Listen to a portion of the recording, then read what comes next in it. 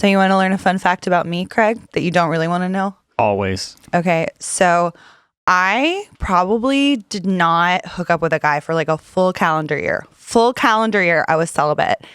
Hold on. And then... Wait. Define hookup. Everybody's is different. We don't have to get that graphic. Craig is not an adult entertainment show. Okay. If there's Full penetration. Yeah, penetration equals hookup. Okay, got it. No, but anyway, so it had been a really long time, and then the week I got my positive COVID test, I had been entertaining 2 different gentlemen. At the same time? Not at the same time. Okay. No, but I made out with a guy on Monday, and then I hooked up with a guy on Thursday, and then tested positive for COVID on Friday, and I was like, well.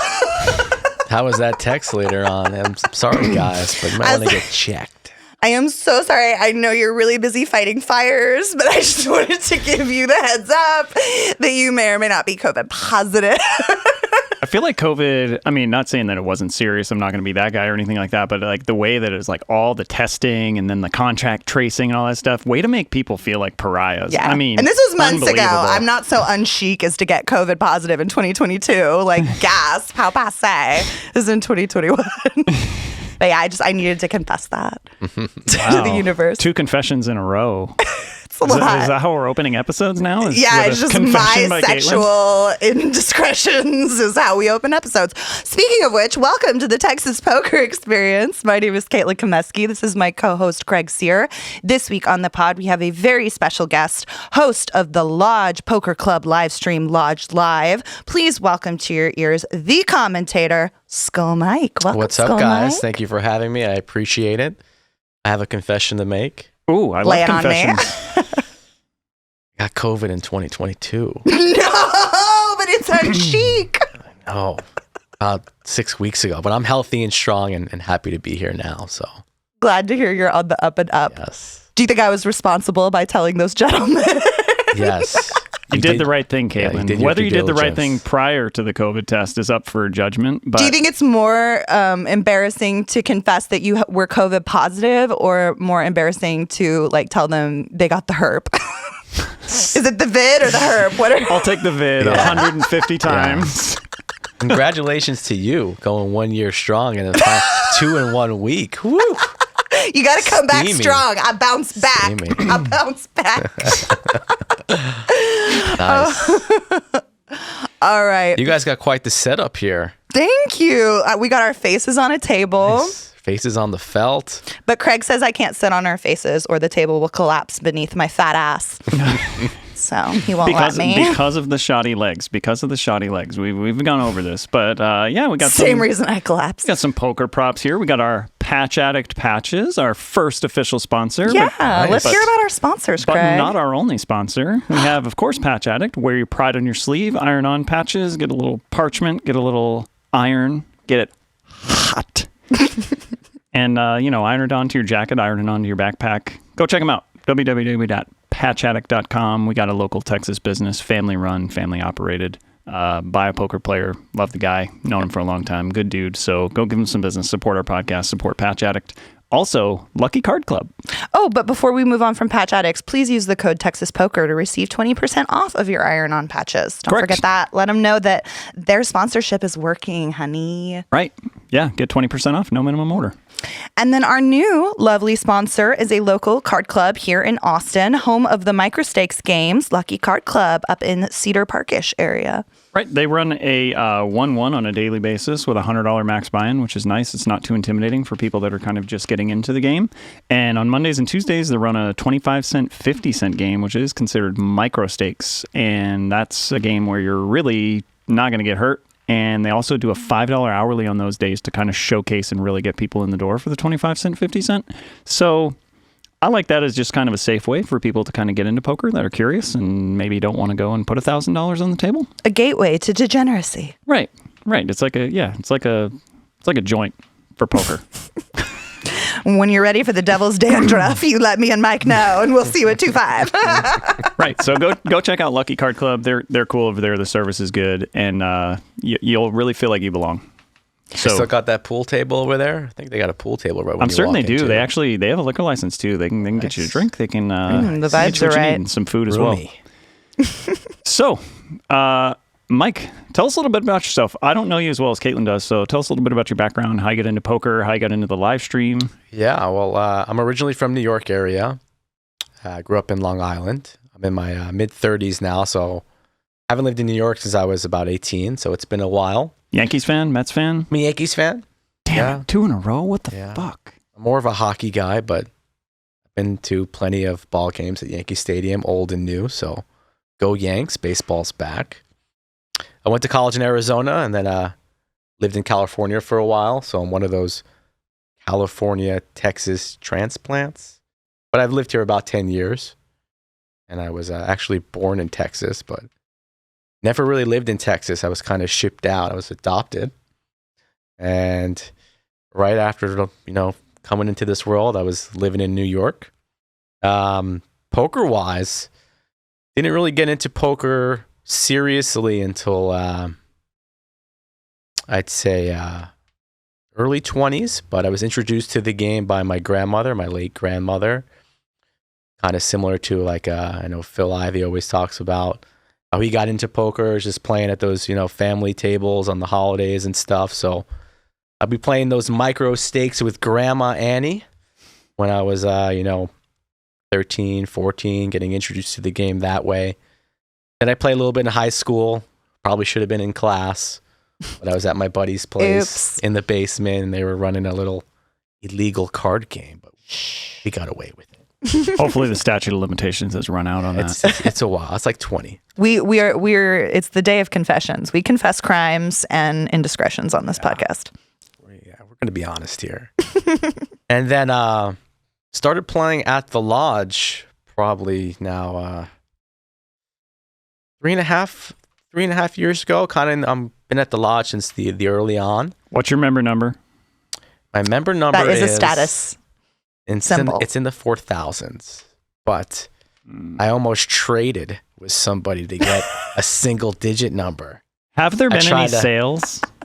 Has anyone sold their number yet? It's similar to how Delaware runs their license plates.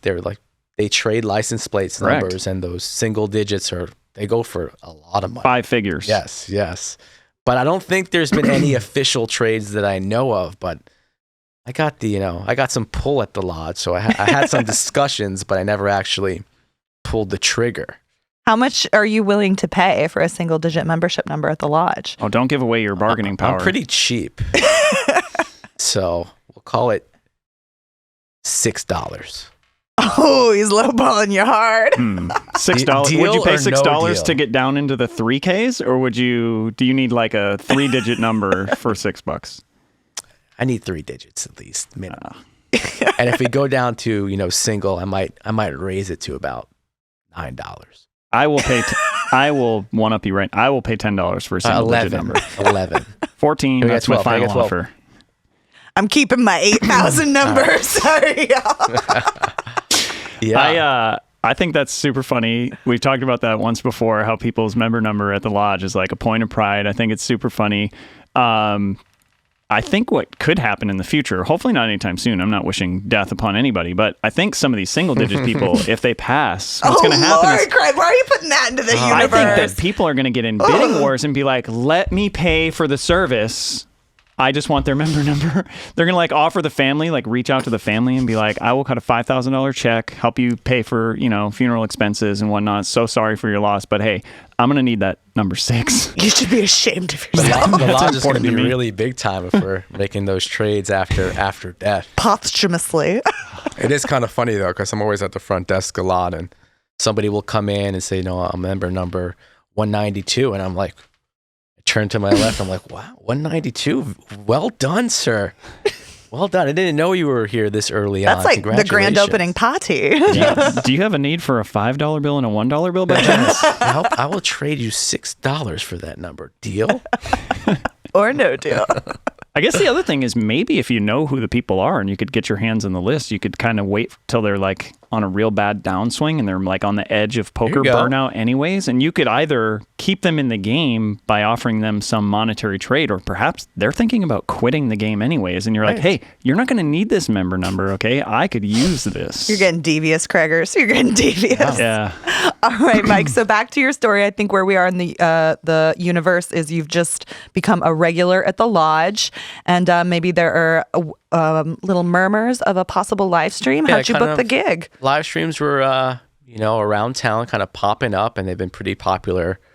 Whether it be in California or in Vegas or WPT streams and whatnot. And then my partner Slick Rick, the one and only, started actually his own podcast before we had our live stream. It was called Card Speak, and I think he fired out about 10 to 12 episodes. They're about a half hour long, and he interviewed some pretty popular people in the poker world. Johnny Chan was on there, Mike Matisow, I believe Chance Corneth was on there as well, Nate Kogel, who's a crusher here local in town.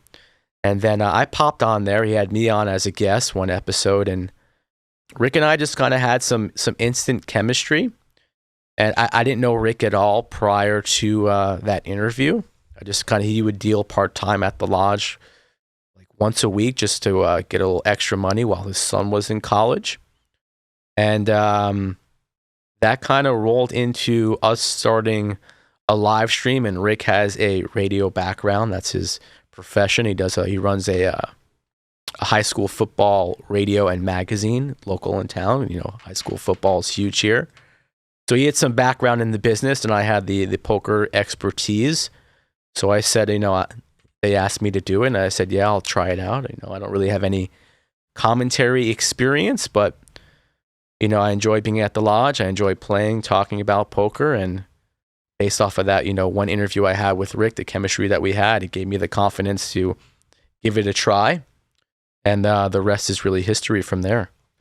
I think that it's very unique that the lodge has stuck with you two as the main commentators for most of the shows. Occasionally they'll have like a Doug or someone come in, but it has been multiple times a week, Skull Mike and Slick Rick, so that people are used to hearing those voices and getting to know those characters every week. And I think that can be a huge advantage against the other streams who maybe they have the same guy every Monday, but they're like rotating guest commentators or whatever. Do you think that that's been a huge advantage in helping growing your channel, that it's like y'all are the guys on your card protectors and your sweatshirt, and people really have associated these characters and stars with the lodge? Yeah, it's been pretty cool. And then it just kind of helps us grow our relationship, and the audience kind of knows what they're going to see each and every week. So it's definitely helped. That being said, when we're going to be moving into kind of a new studio, we're kind of building out a new studio for the stream. The stream has had some great success, and I don't take anything for granted. We kind of have our own unique style. I mean, there's plenty of different poker streams out there that do, it's ultimately all the same thing, a poker game, but they deliver it a little bit differently. And we try not to get too analytical, try to, keep it, light, and we joke around with each other. And, I give Rick a lot of shit, but it's all love between the two of us, and he knows that, and he gives it back. And if you give it, you got to be able to take it.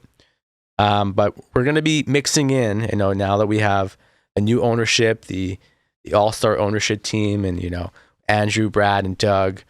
And also Doug has about, 7 or 8 different people on his team where they all do specialize in a different part of growing the business, and they're all great. So we're going to be adding a couple more shows. It's probably going to be ultimately be 4 times a week. It's looking like a Monday, Wednesday, Friday, and Saturday type of stream. And Rick and I will probably be on the mic at least 2, maybe 3 times a week. But then we're going to sprinkle in, Doug's going to want to be on the mic. He has a great following, and he's qualified to commentate and talk about poker. So we're going to be sharing the mic a little bit, but Rick and I still are going to be heavily involved, and I also curate the lineups for all the games. So that will still be my main duty as well. If I can pay you a compliment, and I have on this podcast already, I think you curate some wonderful lineups. I think you do a really good job of balancing the different types of players, having different personalities at the table, and then also sprinkling in those fun deuce to 7 small blind games. that really create the action. I think that's why the Lodge was able to grow so quickly is, it was an action heavy game that you helped lay the foundation to make that possible. Yeah, it kind of has a little secret sauce putting those games together. So I try to be always professional. I'm dealing with people a lot. I get plenty of emails, calls daily of people who want to be on the stream, and sometimes their game might not be best for the stream game. So I got to tell them politely and professionally that, maybe, this game isn't good for you, but maybe down the road when we run a different type of game, or if I see you at the Lodge more often, then I'll give you the benefit of the doubt and give you a shot. I try to give at least everybody a shot on the stream if they want to be on it, but ultimately it's a TV show. We're trying to, grow the channel, grow the awareness of the Lodge, and the main duty of the live stream is basically it's just a marketing tool for the Lodge. So, and we're not taking any rake off the table here in Texas. So I try to always save a couple of seats at the table for new members. I get people flying in specifically for the stream from California, from Maine, from Florida, from Germany, from the Philippines, all over the place weekly. There's new faces, new members coming into play, but also, the success of some streams are you got to have your characters and your mainstays. So I try to have, plenty of those. We usually go about full ring games, so 9-handed. So I try to separate it, kind of 3, 3, and 3 with, your main characters, the new people, and some people that bring some action. I have a deep appreciation for people that both get in on the ground floor, but also the people that honor that and are loyal to that. So that was my first big question to Joe when we had Joe on the pod. Is I was like, hey, this new stream, it's gonna be Rick and Mike, right? Because I've come to really enjoy the commentary of you guys. And he's like, yeah, of course it's still gonna be them. And I'm like, oh, whew. Didn't want them pulling some like Doug Flutie nonsense and like, getting to the Super Bowl and then going back to their start. It's like, what are you doing? You go with the person that got you there. So I really enjoy both of your commentaries. I think it's great. I got to meet Rick last week for the first time. Got to see the Bronco too, by the way. Mm-hmm. I understand why you talk about it now. He's proud of that thing. That Bronco broke down like the first week that he got it. And I started talking shit about it. And then I got into a car accident. It wasn't my fault. A 16-year-old girl hit me in an intersection. And then also my battery died, and I brought my battery to AutoZone, and they swapped out my battery. And they put it in backwards and shorted my whole car. So I guess I got the karma I deserved for talking shit about the Bronco. Karma with a C. Yeah. What year is his Bronco? Do we know? It's brand new. Yeah. It's like the new one that doesn't even really look like a Bronco anymore. It's brand new. It's nice. I love those vintage Broncos, those 80s and 90s Broncos. That the OJ ones? I follow a couple of Instagram accounts where they like restore old Broncos and like, Mama want one. Yeah, I really enjoyed having meeting Rick. I think we'll have him on at some point too. He expressed a little bit of interest, and he always has a joke of the day. He's He's running out. I told him I'd give him some of my old stand-up jokes if the price was right. I'm sure he'd love to come on if you guys, extended invite. Oh, 100%. He's coming on, and we're going to be heavily involved in the commentary booth on the new stream, the temporary stream that we're setting up now, but there is going to be some involvement from, Doug, Brad, and Andrew when they're in town. Also, Mike Brady, who's the VP of Upswing Poker, he did a good job when he did a guest commentary when he came in with us. And, we might sprinkle in Bart from time to time, but Rick and I are always there. We're going to be, leading the charge. Yeah, I like that. I mean, I think a little bit of variety is great, but yeah, all the time, the dry commentary. I mean, I watch Hustler because I love poker, but I mean, that's like pure poker commentary all the time. It's never funny. Yeah. Yeah, we want to have a good mix and definitely keep it unique. It's got a little bit of a different feel, but sometimes we're playing for a lot of money, and there is a decent amount of the audience that tune in for the analytical side, but we've also created a nice little niche of people that just kind of tune in just for the lightness of it. And Rick and I always say the best compliment we always get is that, a husband and wife, wherever they live in the country, they sit down and they watch the show, and, the wife knows nothing about poker, but they can still both sit down and enjoy the show. And that really means a lot. Or, the wife or maybe the husband who knows nothing about poker and sitting down with the wife who loves poker. they can just kind of enjoy the show together, and that really means a lot to us. I think the consistency of you two and like creating the chat forum, the space with Nakia helping moderate, I think that was a big reason why the Lodge was able to expand to the largest club in Texas, but still sort of keep that family club atmosphere where it's like the OGs and like that whole talk about the low member number and like the pride in being loyal to this tribe. I think like Lodge has been very good at capturing that tribalness, you know? Yeah, Lodge has always had that type of family feel to it. You know, Jason, Rosa, and Bob, you know, the original ownership team, family business, family driven. You know, they brought on Joe. Joe does an excellent job. And whenever we would hire people, you know, you say, you're joining a family business, and it kind of just spreads throughout the entire room. I know now we have a wider ownership team, and it's not necessarily a family-owned business anymore, but that still type of foundation has spread. And you know, Doug and the rest of the team, they've embraced it. They're sprinkling in their expertise, and the Lodge is only going onwards and upwards. But in regards to the stream and the moderators, it's, you know, you see they're there every week. You know, you're not getting paid anything. They come in there, they enjoy watching the show. Rick and I always take pride in, you know, how clean and friendly the chat is. You know, there can be plenty of trolls out there that just want to bring in some negativity. And for the most part, I feel like we have the cleanest chat out on the internet. And we always recognize who's watching every stream that we do, because we're nothing without the people who watch it and talk about it and spread good vibes about the stream. So we want to give them a shout out. We want to stay engaged. We want to read the chat, but we also want to follow the poker. And it's getting a little bit harder as the streams had so much success. You know, that chat's going fast and there's thousands of people in there, but we don't want to forget where we came from and do our best to try to engage the viewers. Good problem to have. Yeah, it's good. It's good. Too much, too fast, all that success, it must be difficult, but again, I mean, it's a good thing. Growing fast is a good thing.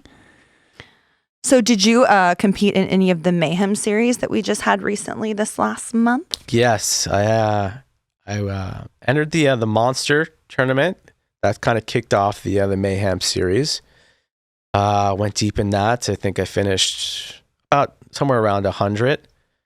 Ran my ace king into aces. And then I entered the main on one bullet and finished 38th or 39th.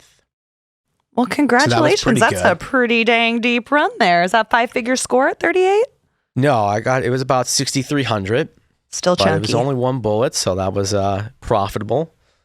A little bit of a bummer when you're playing for so close. You can kind of start tasting a 300K plus score, but you know, there can only be one winner, and usually everybody else who comes short feels a little sour in their mouth. But I played well and can hold my head high. Your time will come, Mike. You're going to bag a big one. So you were talking about tasting a 300K score. If you got to the final table, would you entertain a chop? That's something we talk about a lot, is like the chop, no chop, and it's pretty polarizing. Some people are It would have to depend on the situation, on the stack sizes, you know, how long we've been battling for, your mental state. Maybe you might be feeling a little bit tired and you might feel your mind kind of slipping. I'm usually not in favor of a chop, but I'm not 100% against it. So I just gotta kind of see who you're up against. You might feel like you have an edge or you have more final table experience. So not trying to be a dickhead or anything like that, but I got a lot of, you know, poker experience, and I stay composed at the table and feel that, you know, I can pretty much play with anybody. So if I feel like I'm feeling good and I have an edge, I might just want to play for all of it. Yeah, we respect it. Yeah. We're non-choppers too. Craig wouldn't know, but I mean, like, honestly, I've only made like one final table of any tournament of any size, but I wouldn't want to chop. I'd want to play for it, because that's the whole point why you're entering a tournament, because like you're going to make more money doing cash. You're playing tournament for the glory. Yeah. I used to play a lot of sit and goes, and I final tabled every goddamn one of those. Fucking A. So proud of you, King. So, Mike, something that we talked about with Joe when he was here was the moment he actually found out that like Doug Polk and all these major vloggers were coming onto the ownership team, and like Nakia being in the room and hearing it straight from Jason. Do you remember the moment you found out and how it made you feel? Yeah, I had a pretty good idea about Doug. I kind of brokered a lot of those initial conversations. So I had to keep my mouth shut for a while regarding that. I was not familiar with the Brad and Andrew side of things, but I had an idea, but I wasn't certain.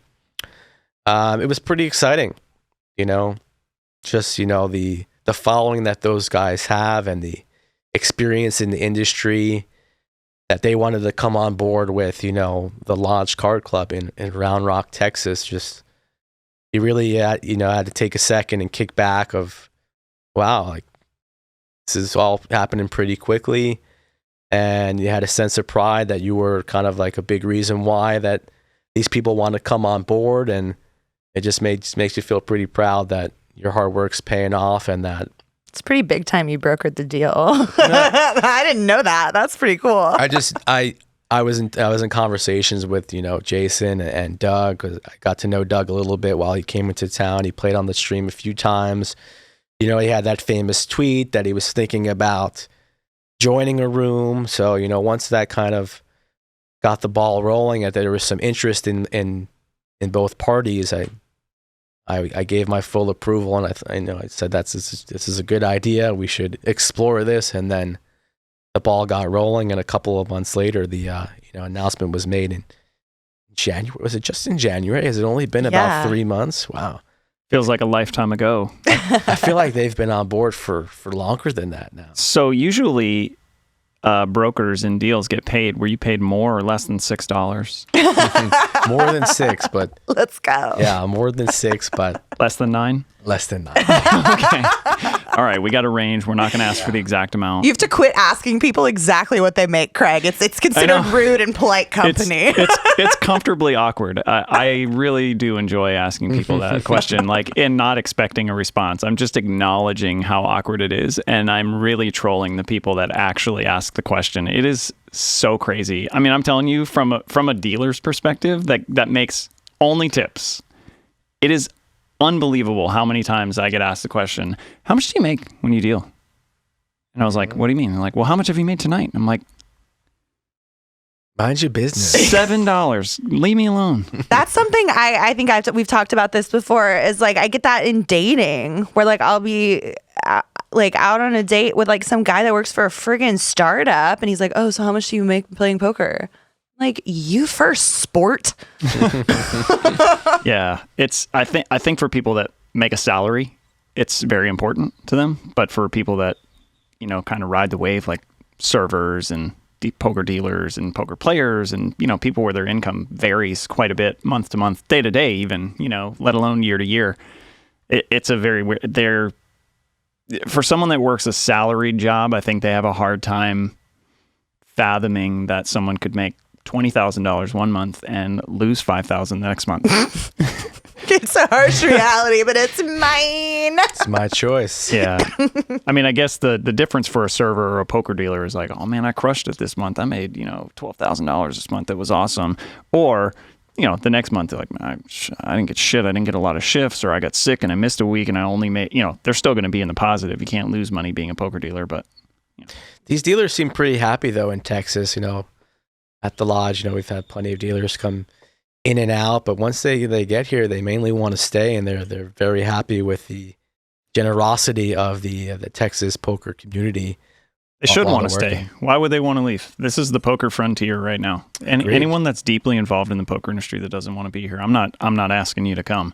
I'm just saying it's very clearly the frontier of poker right now, and I don't understand why anybody that's deeply passionate about the game of poker wouldn't want to be here. It's an expansion of the market. It's really exciting. So one change that there was made around the lodge recently as a result of Doug's influences that I want to ask you about is the bomb pot change. Now you got to play 2-5 or higher to get bomb pots. Yeah. I'm definitely pro bomb pot, and I've made my my voice heard within some group chats. But Doug and the rest of the squad, they're just trying to standardize it a little bit more. The blinds don't really mean much here, but for the rest of the country, when you come here, you just don't quite understand it, whether it be the blind structure or even bomb pots. And you want to try to have a kind of like a middle ground game, because some of those bomb pots can make or break a session, and some players are just not used to that. So, and I'm pro bomb pot all the time, whether it be a hold'em. I know plenty of people just want to play PLO bomb pots, and they're like, oh, if we're going to play a hold'em bomb pot, I don't want to play it. I'm like, come on, whatever it is, bomb pot, I'll play. But what I don't understand about making that ruling on a room level is like, why not have? I mean, you guys have freaking 20 tables going all the time, so why not have like a 1-2 with bomb pots and 1-2 without? Yeah, they've never had bomb pots at the 1-2.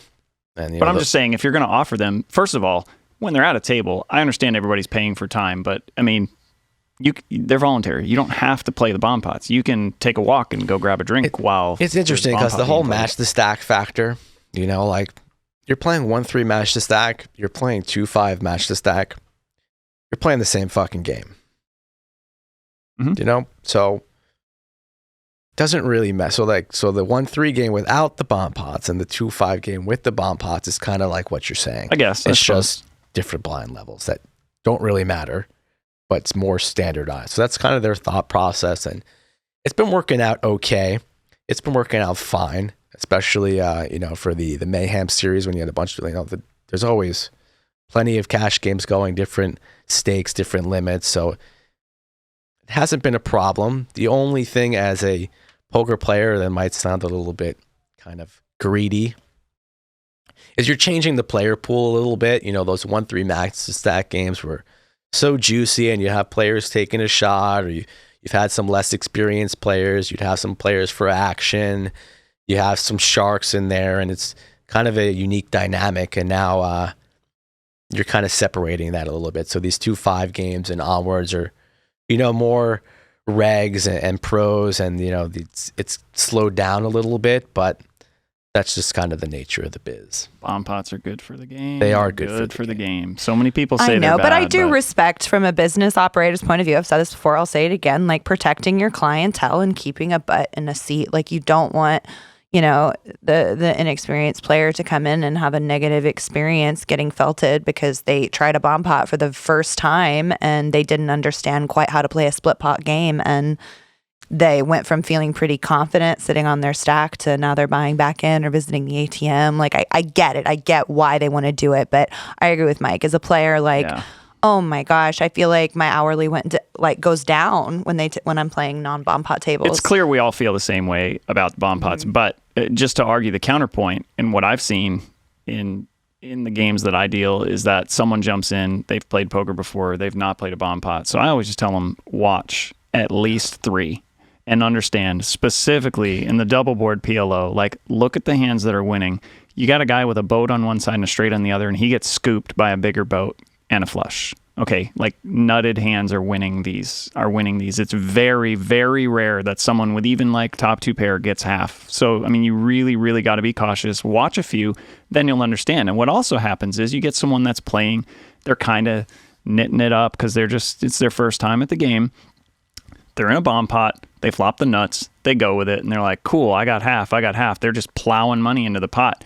They don't even realize they hit a hand on the other board. They scoop $1,200 bomb pot in a 1-2 game, and they're like, these are fucking great. And I'm like, yes, people they don't are great. Accidentally scoop bomb pots that often, Craig. I don't know what this take is. I've seen it because it's the same mistake they make when they sometimes lose, right? They're playing on one side. They're playing one board, but they're playing one board with the nuts. In this particular instance, they don't even realize they backed into like a runner straight. The strategy on bomb pots is just, it's completely different, and so many people don't really have much experience in bomb pots, and it could be dangerous.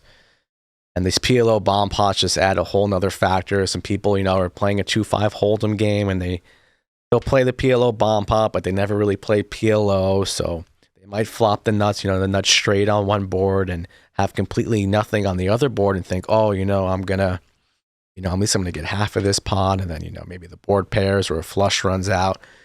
And you're pretty much, screwed. And depending on how, the betting goes on that initial flop, when you maybe do flop, a straight, you might have to consider folding, depending on what you have on the other board. And I've heard people make a case for you flop the nut straight on one and air on the other. That's a check fold spot. Yeah, depending on what goes, because all of a sudden you're playing. Yeah, and if you have the 6K pot. And if you have the nut straight on a river and there are 2 all-ins in front of you, you probably are calling to be quartered. Yeah. So that could, you could have the nut straight on one side, and in a PLO bomb pot, it's a fold. Conversely, some people will plow it in that spot and hope to knock out put someone else in that spot where they're going, shit, I'm probably quartered here, and get them to fold the straight. I think the rule of thumb is if you get your money in first, it's a good call. But if there are multiple all-ins in front of you, then it becomes less of a no-brainer. My last couple losing sessions were all just because of a bomb pot. I played them pretty aggressively. One person was all in. I kind of reshoved. My hand wasn't that strong, but I'm like, there's no way this person behind can call with, the nuts. And I know he doesn't have the nuts.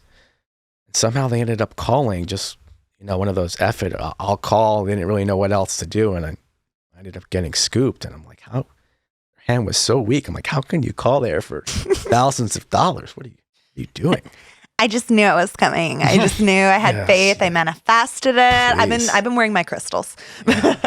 Well, speaking of all this poker, I wanted to give a little update on what's going on in Dallas. Let's do it. A little more research. Their hearing that was had a couple of weeks ago is going to continue. So what happened was they kind of ran out of time. There were so many proponents of poker in Dallas that everyone kind of wanted to be heard, and everyone in this process has a right to be heard. So people showed up in mass to support poker in Dallas, and everyone pretty much using the maximum amount of time allotted. And sounds like the board, I alluded to this a couple episodes ago, they're not super enthused. It almost seems as though they don't care to hear what people have to say, but they still have, things they want to get off their chest and show their support. And there's so many people that they literally ran out of time after 4.5 or 5 hours. They ran out of time. And so they've scheduled a continuation of that hearing before they actually vote on it. So that's what's going to happen. Is it's still, I don't know the date of that continuation, but there's still time to jump on saveDallasPoker.com. I think that's in a couple weeks, maybe about 2 weeks or so. I think they're going to be continuing that hearing, and hopefully all goes for the best, because we don't want poker leaving any city in Texas. Right. That's my concern, is the board, whenever they would speak, they would be citing state law, not city law. And that's a little bit alarming to me. I don't want them setting precedents. It's one thing. I mean, if we lose Dallas, that's already a tragedy, but we don't need them setting precedent for the state. That would be agreed, really bad. So jump online, show your support. If you live in Dallas, let your representatives know that we want poker to be accessible and safe and legal in the state of Texas.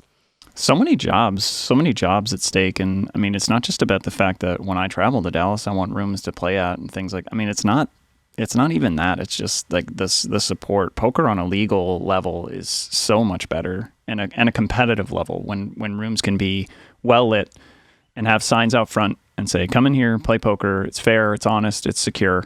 And they have to compete with the room across town for the same people. And that's good for the players. It's better for the players. If it goes under the table again, predominantly, then you're going to be seeing Commerce California level rakes, 6-1 every drop, every flop. Have you played at TCH Dallas? I've never made to TCH Dallas. I think Craig has. Yeah. Have you, Mike? No, I've not played at TCH Dallas. It was quite an experience. This was probably about a year ago, and I was up there on business and was like, I wonder if I'm close. And I was like, I'm about 15 minutes away. So that's in close. Dallas, that's next door. Mm-hmm. So drove over there, and it was a Tuesday evening. I went with a friend of mine, and I was 67th on the list for 1-2. They have, I think it said at the time, 18 tables on Poker Atlas, but that's just their 18 cash tables. They have nightly tournaments. So they roped off those 6 tables. So those tables were empty because it was 5 o'clock or 5:30, and they had a 6 o'clock tournament. So they had those tables roped off for the tournament. So they had 18 tables full. Wow. And I counted all the waiters on the list. There was 230 people on the wait list for games. How long have they been open? So that was pretty close to their... That was probably around their 1 year mark, I would think. Okay. So they've been open a couple years now, I think. Wow, yeah, they're killing it up there. So yeah, I mean they need a bigger space. I mean, if you've got 24 tables and it's packed on a Tuesday afternoon, yeah, that's just, you need more space. Yeah, that's probably why they got so much attention on them. And their live streams get huge too. I mean, there was a time, there was one character on there that everybody's heard the gossip Starts about. with a B. Oh, we've never talked about him before. Let's talk about bildo. Bildo. We've never talked about him on the pod. So he had this had actually all just gone down when I was there. I mean, everyone was talking about, oh, this guy. It was thought that he was arrested from TCH. He was not arrested from TCH. That was a rumor.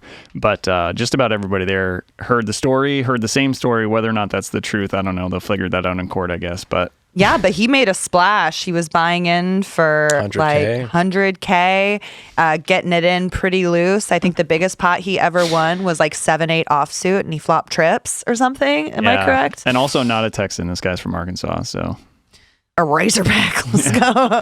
Love them Ozarks. You send those two boys from a couple weeks ago, some COVID tests courtesy of Bildo, or?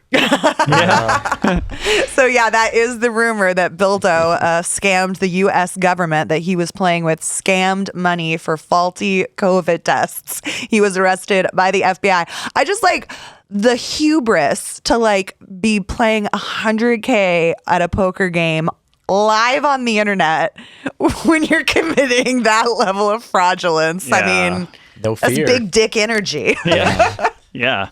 That's big IDGAF energy right there. Little brain energy, though. Yes. Possibly, chicken egg kind of I situation. feel like they were here. probably like for an FBI to launch like a full scale investigation on you. Like they were probably already on to him. I mean, like maybe he knew and he's like, we're going out with a blaze of glory. You'll never catch me alive. I better fuck off as much of this cash as I can before they catch me and take it all. Those streams were exciting while that was going on. And I know Greg Potter was the commentator there for a while. I'm not quite sure if he still does it. He's been kind of exploring other options, but I'm pro all streams. I really believe that these streams and a lot of these vloggers have really rejuvenated the entire poker community. It's no longer and just live like poker too, like going and playing poker, not just sitting in your basement. And I played a little bit online in the college days and stuff like that. Mainly tournaments. I'm not that big on online cash, but I prefer definitely playing live, and the whole networking aspect of poker is always underrated. I've met so many good people here in Austin that's helped me out in a number of different situations that I never would have known those people without poker. Right. No, I was thinking about it the other day, how like when I was pursuing entertainment and I was around other comedians and actors, like it didn't feel half as supportive as I do like from the support I receive from the poker community, both local and like just people I meet online. And like we're trying to take each other's money at the poker tables. Like there's more of an incentive for there to be competition. Do you think that's there, more poker community or more Texas community? Because I think that's very, very common just in Texas in general. I didn't grow up here. I've lived here for 13 years. I don't know, as a comedian, you're just kind of mainly out there on your own, right? Mm-hmm. And you're engaged. I'm not a comedian, but you're engaging with other comedians in between sets and stuff. But when you're at the table, when you're playing poker, there's 9 people, pretty close quarters, and you're playing, I don't know how many hands an hour, not that many, right? So there's just a lot of downtime where you're just sitting with somebody. So I guess it's maybe a little bit easier to connect with your neighbor as opposed to in between sets, or I don't know. Yeah, I mean, we have a lot of downtime as a comedian, but I just feel like it's so much easier. There's like people want their colleagues to succeed in the Texas poker community. Like I truly feel that from other bloggers, other influencers, commentators. Like I feel like there's more goodwill, and I think maybe that is Texan. Maybe I am confusing it with just sort of. Maybe it's both. I think it's both. Yeah, definitely. People are very nice down here.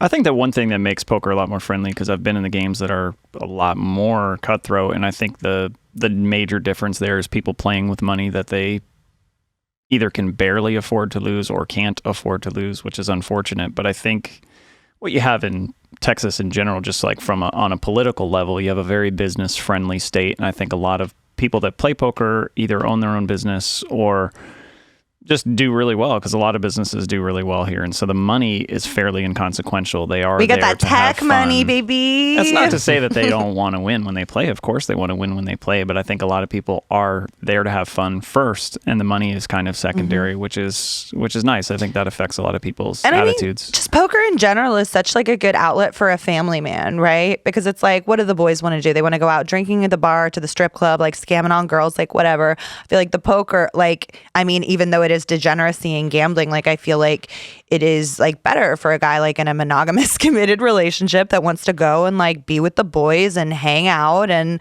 their wife doesn't have to be, overly concerned or too worried about like who's talking to him. Like it's a poker game. It's a game. It's recreational. I can tell you, when Jackie and I were first just dating, I mean, I played a lot of poker in those days, and she told me way after the fact, I think we were married, and she was like, when we were dating and you would go play poker 3-4 nights a week, she's like, my family was asking hard questions. Like, so he just goes and plays cards and comes home at 4 a.m. and you just trust him?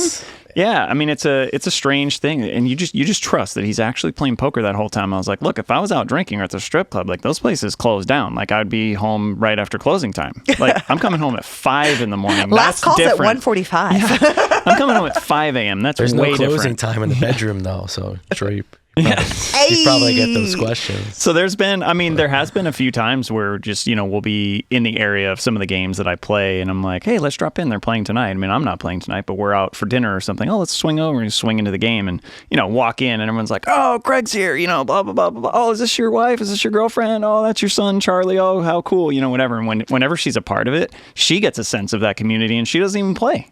I mean, she loves it. She's like, oh, that's so cool. Like all those people were like happy to see you and this and that. You sure you don't lose a pile of money to them? They all seemed really happy to see you. And I was like, it depends. Depends on the day. So, top 5. Top 5.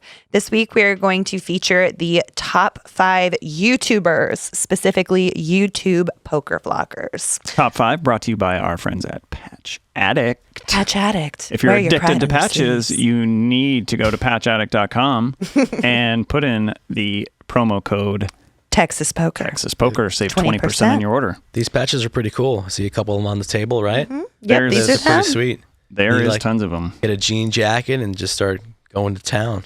Yeah, Seti, who was here recently. Room in between the skulls. We could fit one in there. Oh, why did he call you Skull Mike? I wanted to ask you that. I hadn't yet. There's just so many mics, right? Especially at the lodge. So that's one thing. So it's easy to get a nickname. Skull Mike, pretty unique, pretty interesting. I was going and visiting Choctaw for some tournaments, and I was sitting in like the 1 or the 9 seat, and the dealer mucked my hand, right? I never really used card protectors or anything like that, and I didn't want the dealer to muck my hand, so I was upset. Once your hand's mucked, it's over, dead. So I'm like, okay, I need a card protector. I went on a little vacation to the Caribbean, and I was just in a little, boutique store, and I saw this kind of gold paperweight that was a skull. I said, okay, this is what I need. This looks cool. I was never really into skulls. I was like, this is cool. This will work. This will be my card protector when I go for my next tournament. I went to this tournament. There was about 2,000 plus field. Made the final table. Won about $40,000. I'm like, boom, it's the lucky skull. Skull Mike. Skull Mike was born. I started using it at the lodge, and then a bunch of friends in the poker community started gifting me these little skull things. And next thing I knew, I had like 20 different skull card protectors. And a skull hoodie. And a skull hoodie, and I have skull rings and skull hats. I don't really use the card protectors anymore. I just kind of have my hand over the cards at all times. But I like skulls now, and I got a skull hoodie on, and skull rings, and custom skull poker table someday, maybe? Maybe. I know a guy. Maybe, yeah. I know a guy. If I don't actually have a poker table at my house, and I get enough, I live right down the road from the lodge, so plenty of poker tables when I need them. But maybe one day a skull little felt, that'd be pretty sweet. Yeah, we can get that done for sure. All right, first, number 5 YouTuber, one Douglas K. Polk. Is K actually his middle initial? Yes. I've always heard it said that way. Yes, it is. Yes, it is. What is his middle name? Do we know the full name? Kendrick Lamar. Oh. Is that not right? I know this, but I'm blanking on it at the moment. Kevin? I don't think so. Christoph? Keith, maybe. My brother's name is Keith. Maybe Douglas Keith Polk, in my mind, at least for the next several minutes. So, Doug, tons of content on YouTube, poker-related content prior to his retirement from poker, prior to his coming out of retirement from poker. The birth of Upswing. Yeah, blazing the trail with the poker hands, not poker hands on YouTube, which is very, very in-depth analysis, 13, 14, 15-minute videos on a single hand being played somewhere. And he really, really breaks it down and talks about balancing and GTO strategy and all that. And it's really interesting. He really democratized game theory optimal by making it accessible to the recreational player in that way. Yeah, Doug's very analytical, into solvers, obviously a heads-up specialist. That's more of his forte. He's been playing a lot of full ring at the lodge and kind of getting his face beat in, but you're always not too pleased when you're in a pot with Keith Polk. One of the things we talked about on our last episode was I was talking about how we always go 4 and 5 ways to the flop in Texas, and people use the term Texas heads up, which, by the way, if you use the term Texas heads up, we know you're not from Texas. So fuck off. Like that's your tip right there. Do not say it, because then we know you're not from Texas. But it's implied. It is understood that, many a raised pot goes 5, 6 ways to the flop. And I consider that solver proof. Yeah, people don't like folding here, even on very large, 4 or 5x opens. People are coming along, and you can just always tell when you're playing with some people from out of town how just kind of perplexed they are on that, initial first or second orbit. They're like, all right, this is Texas poker. Because we're actually going to get in the pot. We're going to play some hands. Ready to get it in. I raised 4x and I got 6 callers, so I sized up. I raised to 6x and I got 5 callers. I don't understand. What's the number? Where's the number at? Doug's been, he took a break from vlogging, and now he calls it he's back, and he's been creating some vlogs, as he calls them. And the comments and the feedback have been really positive.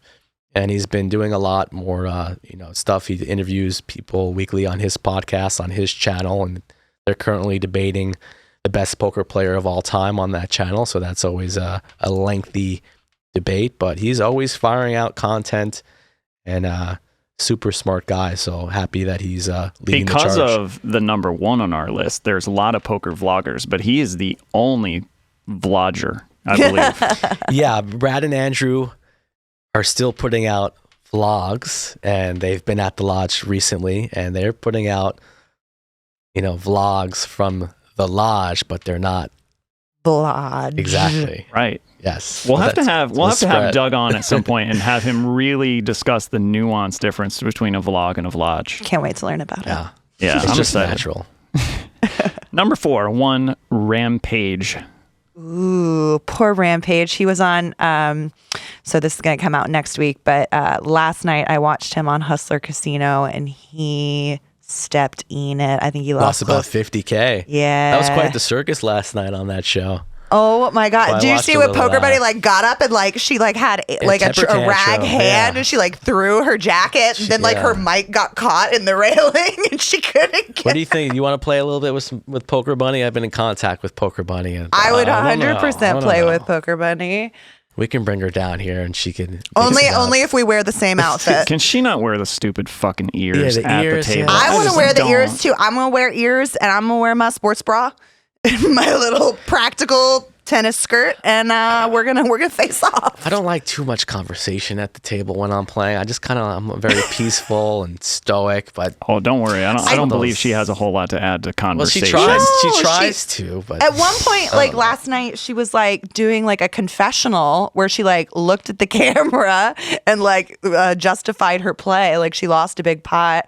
I forget what the specifics were, but she invented they've never done a confessional on that show before. But she's I just want to let the chat know that. Yeah, the chat's telling you to keep your mouth shut. But Rampage is playing, actually, I believe he's playing tonight on a 100-200 game as well. And he's looking to double down. I love Rampage. I talk to him a lot as well. And he's doing excellent work. Ethan Yao. Yeah. What's his middle name? Keith Keith. Everyone's middle name is Keith. Yeah, it's Keith. He just banked a ring event from the Vegas Golden Knights game on his phone. So he's at a hockey game playing a ring event. It was like a 2 or 3K buy-in, and I think there was only maybe 100 people. But then next thing you know, he's chip leader at the final table, and he has to leave the hockey game a little early, and he banks the tournament on his decides to wait till the final table to focus. I think they were maybe even mid-final table. He's like, all right, it's time to go home, because he wanted to stream the final table or the remaining part of it, and wasn't able to get home in time. But he wants to be the best. He really loves the competitiveness of tournament poker. He's probably a little bit hard on himself on the cash game side, but I think he's very creative and underrated on the cash game side. But he really gets the joy from the tournament aspect. And he seemed really good-natured, especially in last night's stream that I watched. He was taking his beats in stride. He was being respectful. And he took a couple of, somebody hit a gutter on him that gave him 2 pair. Too, yeah. The King 7 versus, what was it, 7-6 or something? Yeah, it was that clown in the 9 seat. Yeah, the clown chased him down and hit a 4-outer on him. It was pretty gross. 9 and a 9 only could save him, I think. Is what's up? It's your boy Ethan. What age does he have to reach before he has to drop the boy? When does he say, "What's up? Grave, it's your man." Coffin for life. It's your boy. Man, Ethan. It's a small change, but when do you go from boy to man? I mean, maybe when he gets engaged. I don't know. Who knows? He's got a serious girlfriend at the time. 7-figure cash. Does he become man? Yeah, he's been knocking at the door. He's had a couple 200, K scores. So he's had some good results. You heard it here first. 7-figure cash. You change the sign-on. You become. What about what's Doug? up? It's your man, Ethan. Doug's. What's up, guys? Doug Polk here. So guys, man, I mean, he shouldn't gender his whole audience. Yeah. That's ridiculous. He needs to start peppering in some y'alls. I'll tell you that much. What's up, y'all? What's up, y'all? It's your boy, Doug Polk. You got to tell him that. He will mix that in for sure on a vlog. What's up, y'all? Doug Polk here. Our hand begins at the lodge. Caitlin in C2. Let's take a flop. One small change. I think it should be, what's up, y'all? Keith Polk here. God, he's going to give a shit for this. Keith. People are calling me Keith. My name's not Keith. Number 3, I insisted on this one at the list. Saw him at the lodge last week. Wanted to go up and say hi, but he was grinding in the main event, and he was pulling out all of his vlogging gear at the time. I really didn't want to bug him. Wes Cutshaw. I love his style. I like Wes a lot. Yeah. He's very funny, very unapologetic, which is my favorite. I mean, I love when someone can tell a story about the way they played some hand, crazy, shitty, and literally just be self-deprecating almost about it, and just say, look, I was a fucking moron here, and I spewed thousands of chips and whatever. Next time I get the chance, I'll probably take the same line because I'm not smart and I don't learn from my mistakes. And I mean, if someone can just have that level of humor about a game of poker where they literally lost thousands of dollars, that's admirable. And he takes that. And even his disclaimer that he used to put in the very beginning of his vlogs: I'm not a poker pro, don't want to be one, don't aspire to be one. If you want to critique my play, just get the hell out of here. Yeah, he's definitely in that category of good guy poker personalities where it's wife and kid at home, we're having a good time, but this is a activity in a sport that good men can participate in. And he's funny and acerbic at the same time, and I like what sort of the space he occupies. I don't know Wes that well. I've seen him at the lodge, a couple times. He's been coming in for the series events. I know he lives out in the Houston area, and he was putting on a lot of vlogs, and then kind of took a little break. But he's been very supportive of what we're doing. Been in contact with him. He's trying to feed me some players for higher stakes games. He's got some buddies that want to play, 100, 200 plus. And, that player pool is the smallest because not that many people want to put 25K plus on the table. But he's been very supportive, and it's funny. I never really watched any vlogs before kind of being involved with the live stream. I always like to watch, high stakes poker games on TV, but I never was really into the vlogs. And now since, being in the scene and stuff like that, I've been watching a little bit more of everybody's, and everybody has their own style, and it's just kind of cool and a way to, get an insight on how poker's played around the country if you yourself don't have the opportunity to travel around to all these different poker rooms. I think people love watching the I mean, who doesn't like watching people play poker, a game that you play with your friends for fun for millions of dollars? And it's like, holy crap. So like on a fantasy level, people love watching the high stakes stuff. But from a relatable level, that's where the vlogs came in. And I think that's the market that didn't exist before. And people watch these vlogs and they go, oh, like it's so relatable. Like I go in, I play 2-5, you know, I go in, oh, I've played at Bellagio. I've played at that exact table that he's on right now. And, you know, I think the relatability is what made them so popular. And Wes kind of bridged the gap between the two because he was doing vlogs and he was playing some really big games in Houston and blogging about them. And this is when Andrew and Brad, and for the most part, I mean, they were vlogging 2-5 sessions and 5-10 sessions. Now Brad's playing a little bigger, Andrew too.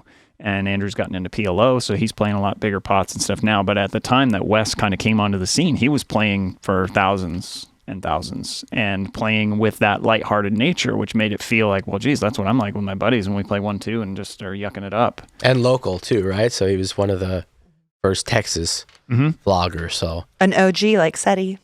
Yeah. Shout out to Seti. Saw him here recently. See him all over Texas, grinding for Poker Bros and repping San Antonio, and he loves the lodge. He plays on the stream all the time. So Seti's a great ambassador for Texas poker. And he broke the news on our last episode that he is actually getting ready to start releasing full-length YouTube vlogs. His first vlog is going to be on his final table, his journey to 4th place in that Venetian event. Yeah, that's cool. He was recording for content that whole time. So he says it's going to be a fully fledged, produced whole enchilada. And so please like and subscribe to Poker Traveler. Plenty of vloggers popping up. You know, E's been doing some good work with his vlog, another Texas poker player, and Seti's going to be involved. I see people all over at the lodge filming their sessions. So it's definitely spreading. I don't know if Rampage's income little flash had something to do with that, how you can kind of make close to 200K with your vlogs, but it takes time to build that empire. So number 3, Wes K. Cutshaw. We won't speculate as to his middle name, but I did speculate as to the middle initial. Number 2, this is a split. We have 2 Ashleys. We could not discern between the two, so they are no, collectively we can discern between 2. the two. Stop it. They're just both named Ashley. Stop. Give my girls credit. Okay, so Ashley Sleeth is a tournament player. Her vlog is on the newer side, but she's growing. She's seeing really good growth. She is a tournament player. She's a really strong and skilled player too, so I think she gives really good analysis on her hands. She's engaged to Jesse Silva, who final tabled the main this year, last year? No, it was a couple years ago. Ago, he final tabled the main. He's seen some really good results. So definitely check out Ashley Sleeth. And then, of course, my other homegirl who I talk about all the time because she's like my bestie, Poker Face Ash, one of the first female vloggers to really blow up. She continues to grow. She's close to 20K subscribers on YouTube now. She's been getting into her TikTok game and expanding into Twitter. She streams. She does meetup games. And I think her strength is her personability. Like, it is so hard to meet that girl and not fall in love with her. She is so gracious and so warm and bubbly and demure, and I can't say enough things about Ashley. Please subscribe to my girl Poker Face Ash. I think both Ashleys would probably be the polar opposite of what non-poker players think about poker players.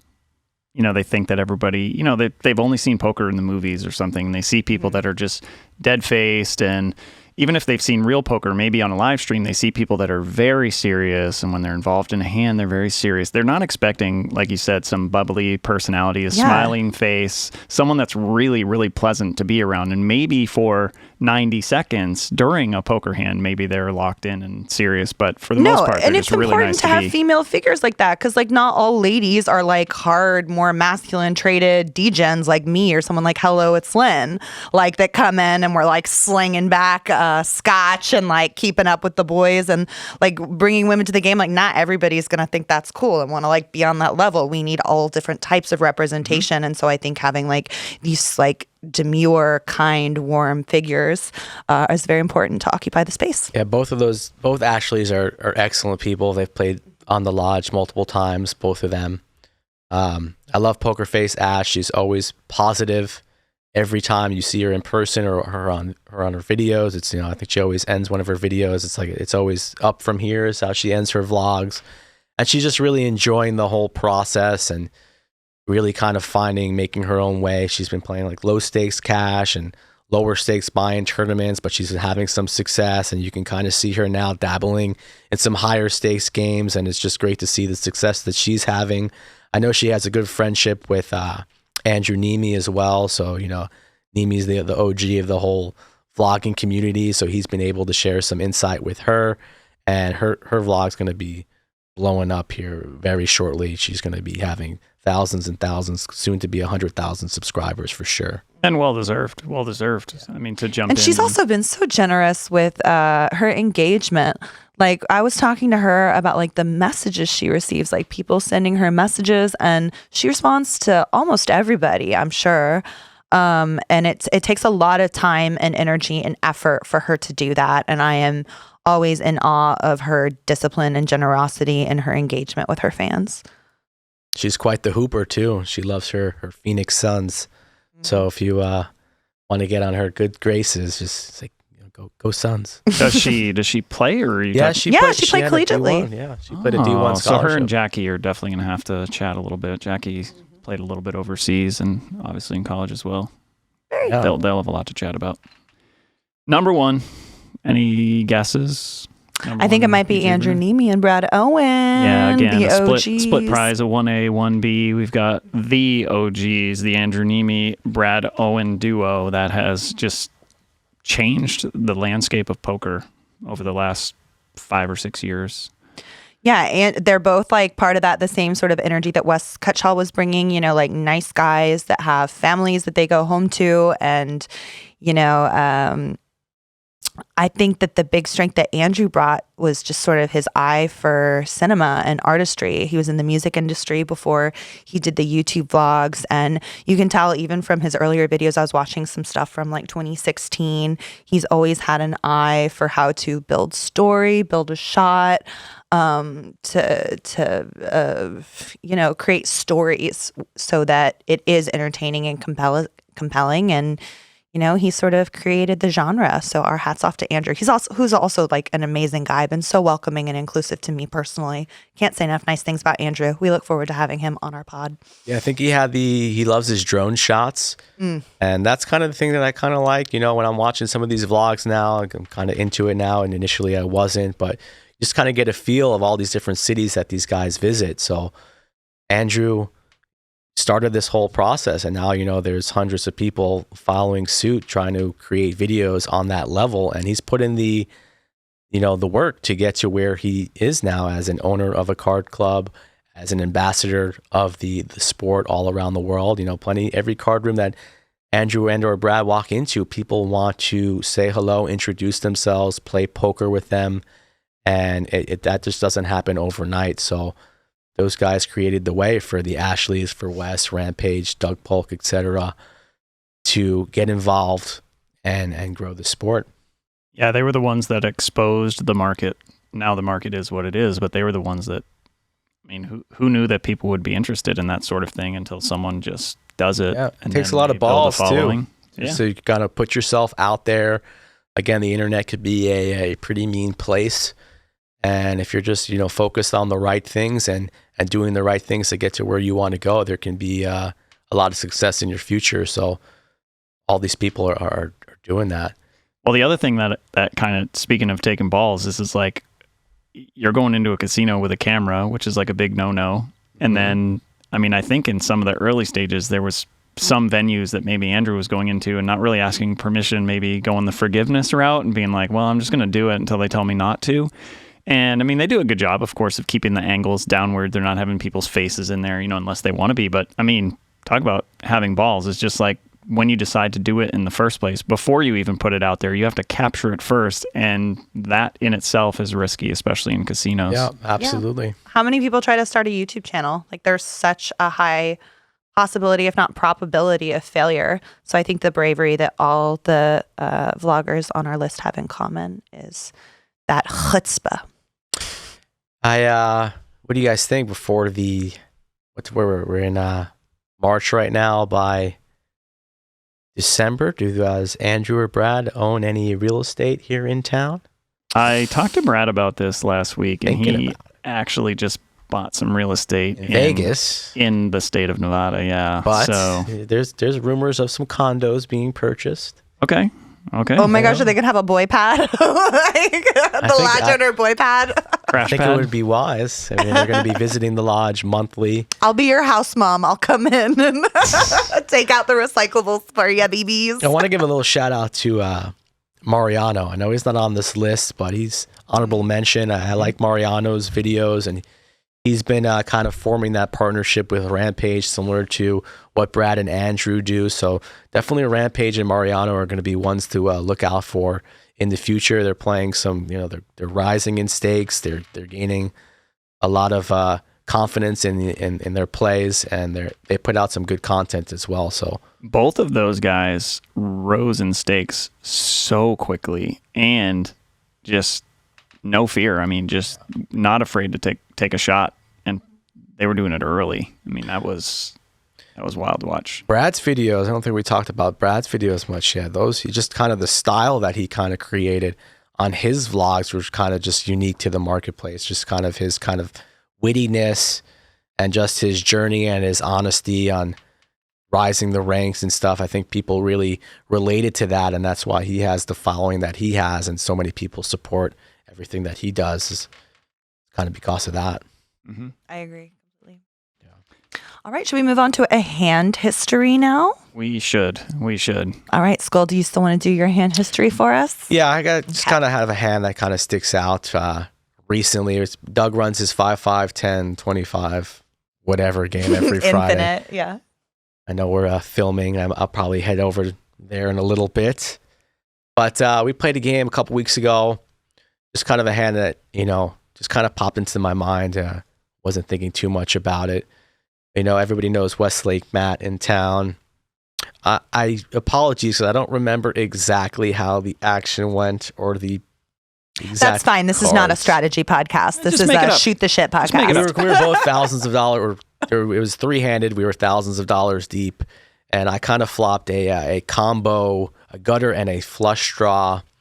And Boz, was a player who lived in San Antonio and now lives locally here in Round Rock, flops a set. And I think Westlake was just kind of being ambitious, trying to make a move. He never showed his hand the showdown, but theirs was plenty of money in the pot pre-flop. We're on the flop. We're all thousands of dollars effective, and there was a bet, a raise. So it might have been like $500. Made it to about probably makes it like $1,200, and I'm sitting with about $2,800 to $3,000 behind, and I end up just shoving in position, hoping to get a fold. Didn't think Boz was, as strong as a set. I thought Westlake was pretty weak, trying to make a move, so I kind of pinned that there. But everybody ends up calling. So all of a sudden, we have a $10,000 plus pot. We are going to a turn in a river, all in. We run it 2 times. This hand's also on one of Doug's latest vlogs, so he gave me a shout out on this hand. Doug's vlog, only vlog. Yeah. Long story short, up against the set, and I get whatever the hell Westlake's sitting on. Yeah, I get there both times and I scoop it. Got there both times and fade the boat both times. Yeah, somehow, some way. Make that money. That's right. I got there, and that was a pretty favorable run out. Shout out to Andrew there on the now favorable. You owe him $6. Yeah, now yeah. And then I asked to trade a number, and my number was lower than theirs. So oh no. Oh well, they should take the trade then. They can move up in the world. Yeah, but I just thought I was kind of had, making a move like there. I was hoping to maybe have some fold equity, get them to fold, and if I end up getting called, let's run it out. Willing to get it in there. I didn't really have much to work with during that day, so I just kind of picked a spot there. I was behind and just kind of fortunate too. It sounds like it would have worked if Boz is not as strong as he turned out to be, which his range is probably fairly wide. There he has a set, but he probably leads with other hands. And then you said that Westlake kind of was making a play, but when he's last in the pot, he's just getting an incredible price. So it sounds like if Boz is not as strong as a set, your play might have worked. Right. I didn't think Boz was as strong as he was, so that was my bad. And of course, with your massive draw, you're knowing that there's some frequency that you're going to get calls and you have outs in the deck. So let's just go. Precisely. Sometimes you just got to get it in. That's right. Twice in 1 week, maybe. If you're lucky. All right. So how we like to end things here at the Texas Poker Experience is we do a segment called Harsh But Fair. In Harsh But Fair, we take turns giving each other very harsh but honest feedback. You are not allowed to make excuses for your feedback. You just say, thank you, harsh but fair. I will start out with Craig. And Craig made the mistake of telling me the other night in our business meeting that he thinks we should start really laying into each other. So I'm looking forward to this one. You better get ready. Get my shoulders back. Craig, you're a very thin man. You're very, very small. Your waist is so demure and your cheeks are so damn hollow. Would you eat a sandwich? For the love of God, it hurts to look at you. Roasted. That is harsh, but that is fair. I know we are not allowed to, rebut, but I will say I ingest more calories than anybody that I know. I don't know. I have a tapeworm. You say that. something. Okay. Craig and I have this conversation all the time, Mike, where he's like, oh my gosh, I got so stoned and I ate so much food. And I'm like, really, Craig? Really? Did you eat a lot of food? Tell me what you ate. What And are he's we like, rocking with? I had like almost half of a bag of potato chips. And then I had and then he can't even remember what he ate. He's just like, I feel like. Well, do you remember how the story started, Caitlin? That you got stoned? Well, yeah, I'm just saying, you do not have a realistic relationship with calorie counts. You think 1,500 is a binge. That's not even half a large pizza. Half a tub of ice cream. Milkshake. Half a tub of ice cream has a lot of calories in it. 32 waist? What do we got here? I wear 32s, but if I don't wear a belt, it's going to be a problem. 31. He needs those 31. So yeah, we're 31. 30, no need for a belt at 30. Oh. You would fit into a woman's 27. I believe that. All right, can you just roast Mike now, please? Okay. I'm feeling very self-conscious. Okay, Mike. I'm scared. Mike, your roast is... Give it to me hard. Let's go. We're going to get it. Y'all have 17 posters of people that have appeared at the Lodge live stream, and there's a woman on every single one of them. Guess who's not on any of those posters? Caitlin. Your girl, Caitlin. Jason even asked for a photo of me to use on a poster. I took a gorgeous photo, and I sent it. Where's my poster, Mike? That's fair. Harsh, but fair. Thank you. That's what you say, yeah? Harsh but fair. It's mainly Jason's doing, and we've discontinued these posters, but you should definitely be up there. I should get my own poster at fair. this point. Can we make a poster, never put it up since they've been discontinued, just give it to Caitlin? She can put it on her wall at home? I can't, there's no rebuttal, right? I just got to say harsh but fair. I just got to just take it without, okay. Harsh but fair. All right, I'm going to start with Mike because...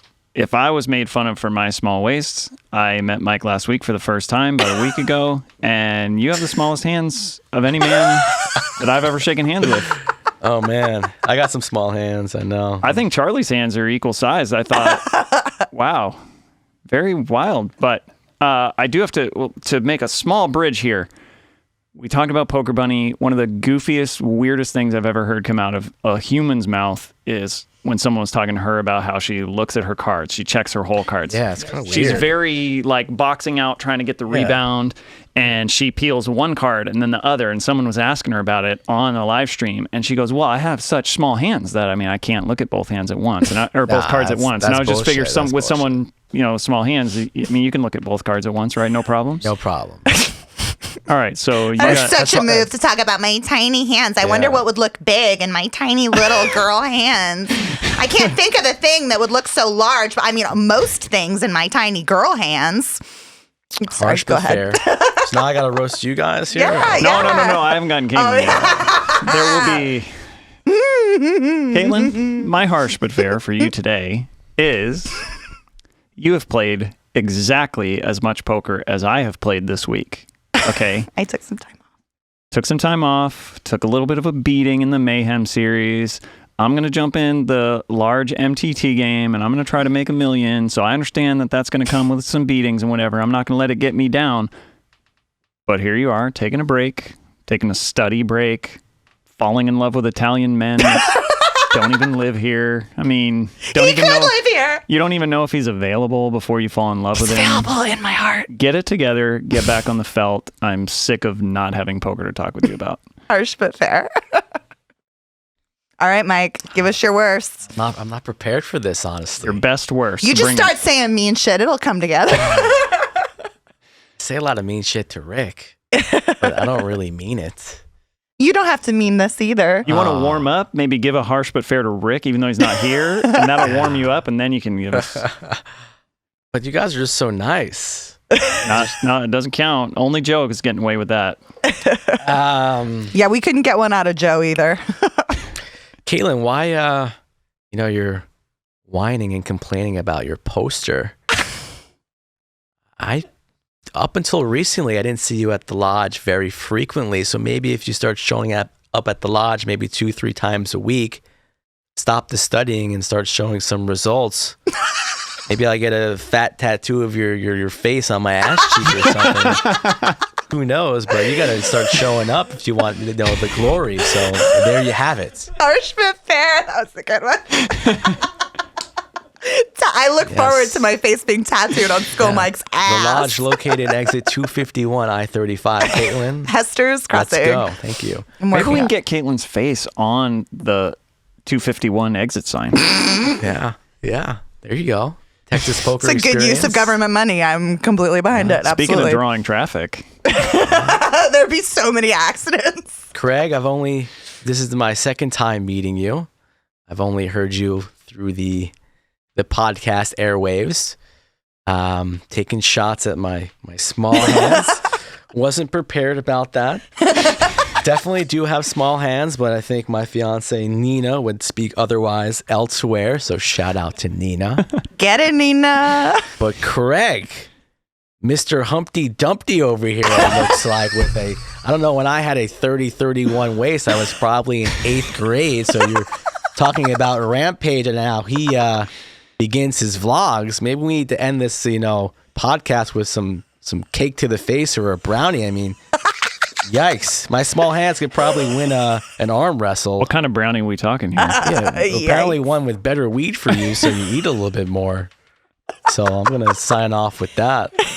That is harsh, but fair. Oh, those were good, harsh but fair. Those are my favorites we've ever done. They were really personal. They're going to cut deeper and deeper and deeper. I look forward to crying in the future. All right, y'all, this has been the Texas Poker Experience with Caitlin Komeski and Craig Sear. If you're listening to us on Spotify or Apple, please make sure to subscribe to our YouTube channel. You can now get all the video of our podcasts available on our YouTube channel, The Texas Poker Experience. Like and subscribe for more content. If you have a minute, please leave a review. Please rate our podcast on whatever medium you are receiving it on. It helps us show up in search results. It helps us reach more people and grow Texas Poker together. So thank you for your support. And thank you to our guest, Skull Mike. You can catch him 2 to 3 days a week on the upcoming Lodge Live podcast, Lodge Live live stream. That's also on YouTube with his buddy Slick Rick. And we look forward to having Slick Rick on in the future. Also, if we happen to have any poker coaches in our audience, Italian poker coaches on Run It Once, please slide into Caitlin's DMs. She is anxiously awaiting your arrival. For you, and for the second straight episode, I have to sign off by saying, Yankees suck and don't be a nit. Put the straddle on.